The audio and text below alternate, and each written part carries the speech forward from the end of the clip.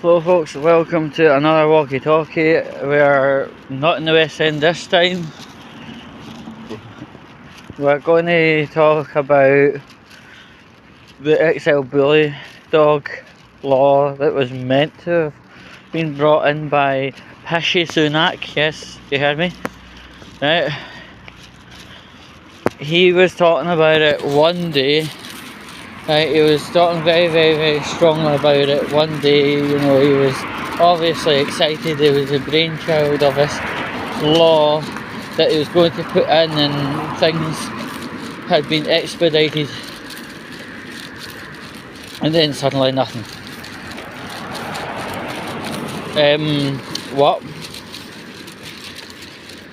Now, if you're a MP or a First Minister or a Prime Minister and you're willing to bring in such a flagship set of law to prevent people from injury and dying, and then suddenly nothing more.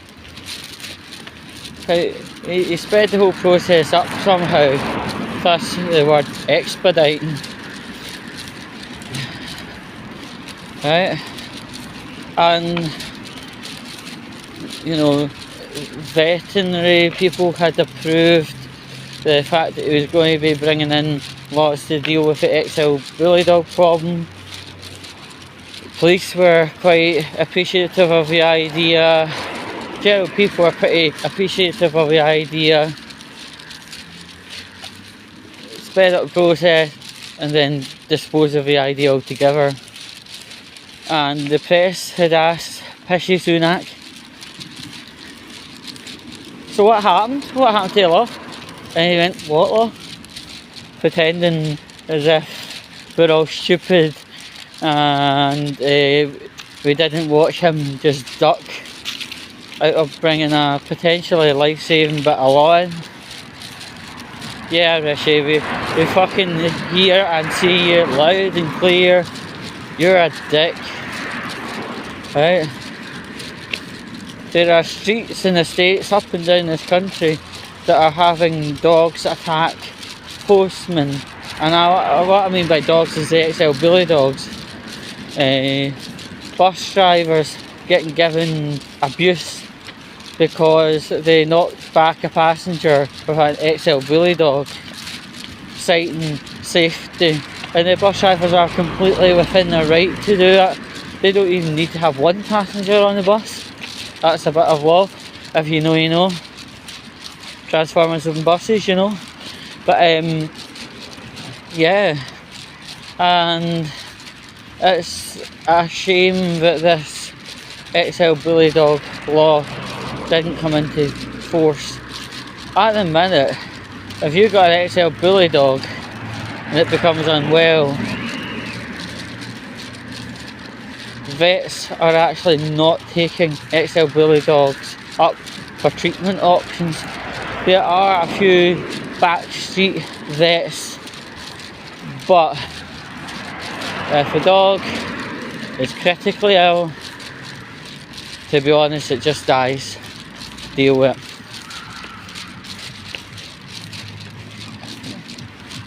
it. And quite rightly so, because veterinarians are not willing to risk serious injury just to bring back from the edge of death a dog that's actually pretty much banned anyway. But Rishi Sunak, yeah, he's a bit of a shite bag, right? When it comes to the punchline, he'll try and duck it. And that's just the way Mr. Rishi of Sunak is.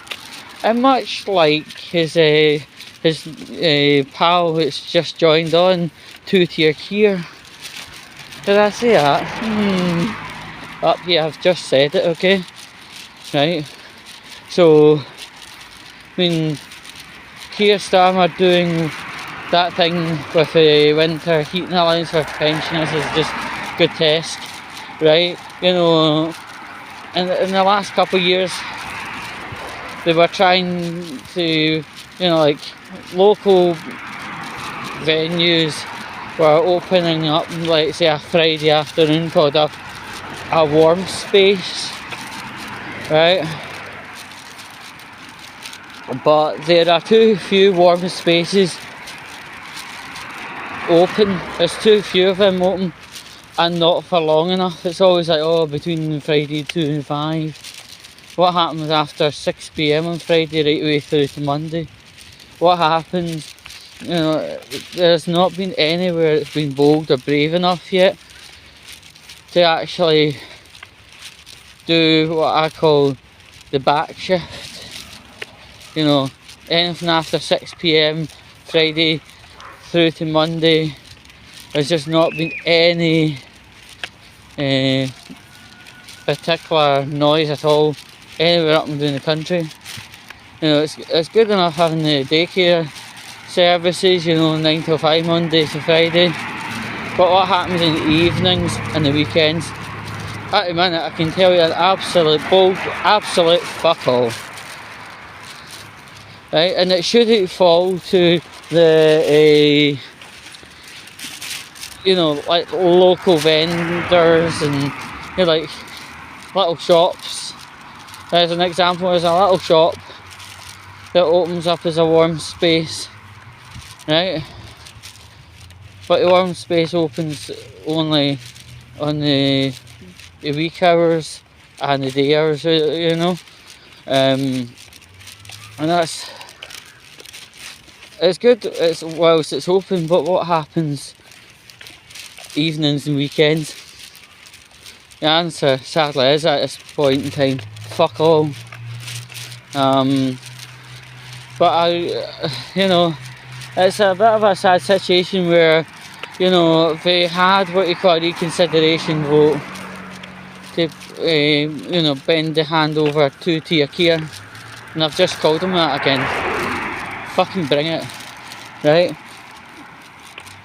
But it's still to be, right? It's still going to happen, right? They said it's going to bring back billions to the public, to plus my fucking hoop.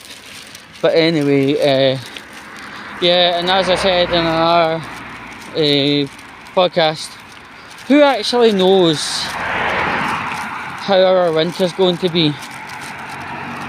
Who knows if we're going to have another 2010? Who knows when the situation will get that bad, the thermostat actually even fails. Right, you know, back in 2010 in Glasgow I had minus 18.5 Celsius, that's the temperature inside your freezer, right? Up in Perth it was minus 22.1. You can imagine why, because they're much higher up, but who knows if this year's going to be like that. And how many people are going to be dying this year because of Dum-Dum's decision, taking the heating allowance off of people? If it's going to be like at 2010 winter, they'll be dropping like flies and they'll be piling up the same way as Boris Johnson was describing not only 2 years ago. Seriously, I think, you know, I'm not going to throw anything irresponsible out here, but I think it's probably high time to start not voting again, because when the voting turnout turns to be in 1 year less than 30%, the politicians of the day at the time, their arses went like fucking washing machines with house bricks inside them, and that's when change somewhat happened at that point. Anyway folks, I think I've covered everything political. I just wanted to say thanks for listening. Sub if you haven't, smash the like button, and share it with your friends and your orgy group until such times. Oh yeah, I suppose if we're feeling it a bit cold this winter, join an orgy group. Catch you later.